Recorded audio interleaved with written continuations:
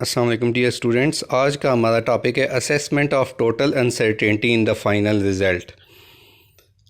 इसका मतलब है कि अगर हम कोई भी मैथमेटिकल कैलकुलेशन कर रहे हैं तो हम फाइनल रिज़ल्ट में अनसर्टेनिटी का अंदाज़ा कैसे लगाएंगे। तो इसके लिए डिफरेंट रूल्स हैं। फॉर एग्ज़ाम्पल एडिशन और सब्ट्रैक्शन के लिए एक ही रूल है। मींस अगर आप दो क्वांटिटीज़ को ऐड कर रहे हैं या सब्ट्रैक्ट कर रहे हैं, उनकी एब्सोल्यूट अनसर्टेनिटीज़ आपस में हमेशा ऐड ही होंगी। मिसाल के तौर पर अगर दो मेजरमेंट्स हैं, उनको आप ऐड करते हैं तो x2 प्लस x1 करते हैं तो आपका जो रिज़ल्ट आता है उसमें टोटल अनसर्टेनिटी जो है वो सम है इंडिविजुअल अनसर्टेनिटीज़ का। जैसे कि x1 की वैल्यू में भी plus minus 0.1 centimetre plus minus 0.1 है अनसर्टेनिटी, और x2 दोनों में प्लस माइनस 0.1 है, तो दोनों की एब्सोल्यूट अनसर्टेनिटीज़ आपस में ऐड होंगी। x1 प्लस x2 करते हुए फाइनल रिज़ल्ट निकाला है 37.3, और उसमें जो रिज़ल्ट में टोटल अनसर्टेनिटीज़ आएगी वो इंडिविजुअल अनसर्टेनिटी का सम होगी। 0.1 plus 0.1 is equal to 0.2। Next देखें, अगर हम दोनों को माइनस भी कर रहे हैं, x2 माइनस x1 कैलकुलेट करते हैं, 26.8 एक मेजरमेंट है और दूसरी 10.5 है, माइनस करें तो 16.3 आ गया है, लेकिन उनकी इंडिविजुअल अनसर्टेनिटीज़ फिर भी आपस में ऐड ही होंगी, प्लस माइनस 0.2 ही होगी। तो इससे हम ये रिज़ल्ट निकालते हैं कि चाहे हम ऐड कर रहे हों दो क्वांटिटीज़ को, सिमिलर क्वांटिटीज़ को, या सब्ट्रैक्ट कर रहे हों, तो टोटल अनसर्टेनिटी जो होती है, एब्सोल्यूट अनसर्टेनिटी, वो इक्वल होती है sum of individual uncertainties in the quantities being added or subtracted. जिनको ऐड किया जा रहा हो या जिनको सब्ट्रैक्ट किया जा रहा हो, उनकी एब्सोल्यूट अनसर्टेनिटीज़ आपस में ऐड होंगी। नेक्स्ट है कि अगर हम दो वेरिएबल्स को डिवाइड कर रहे हो या मल्टीप्लाई कर रहे हो, उसके लिए क्या रूल है। मल्टीप्लिकेशन और डिवीजन के लिए ये रूल है कि आंसर में उतनी परसेंटेज अनसर्टेनिटीज़ आएगी जितनी दोनों की परसेंटेज अनसर्टेनिटी का सम होगी।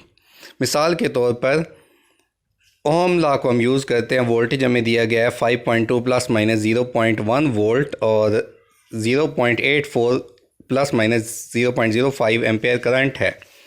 तो वोल्टेज की वैल्यू के साथ भी उसकी अनसर्टेनिटी प्लस माइनस के साथ लिखी हुई है, करंट के साथ भी।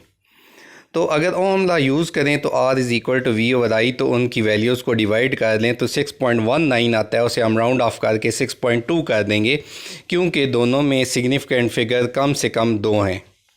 तो 6.2 ओम तो हमारा रिज़ल्ट आ गया।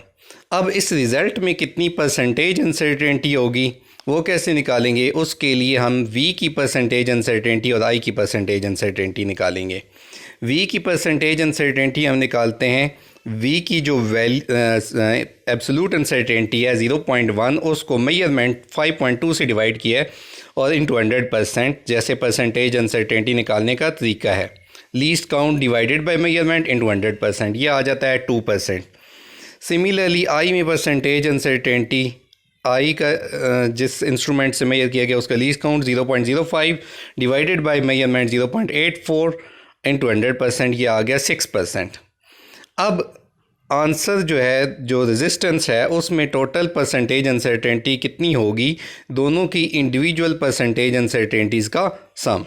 इस केस में हम परसेंटेज अनसर्टेनिटीज़ निकाल के ऐड करेंगे। 2% प्लस 6% 8% आ गई। अब हमें ये तो पता चल गया कि R की जो वैल्यू थी वो 6.2 थी और उसमें परसेंटेज अनसर्टेनिटी आ रही है 8%। तो हम इस आंसर को ऐसे लिख सकते हैं कि R is equal to 6.2 ohm with a percentage uncertainty of 8%। या फिर क्या करें कि इस परसेंटेज को एब्सोल्यूट में कन्वर्ट करने का तरीका ये है कि उस 6.2 को का 8% निकालें, मल्टीप्लाई बाई 8 डिवाइडेड बाई 100। 6.2 जो आंसर है उसका 8% आ जाता है 0.5। अब ये एब्सोल्यूट में कन्वर्ट हो गया और इसे आंसर के साथ प्लस माइनस करके 0.5 लिख दिया जाता है।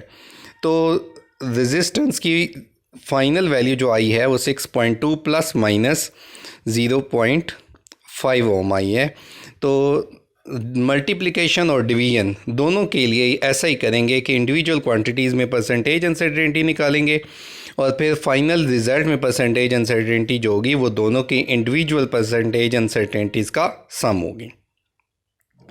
नेक्स्ट जो इसी टॉपिक का हिस्सा है कि अगर पावर आ जाए तो पावर फैक्टर रूल क्या है।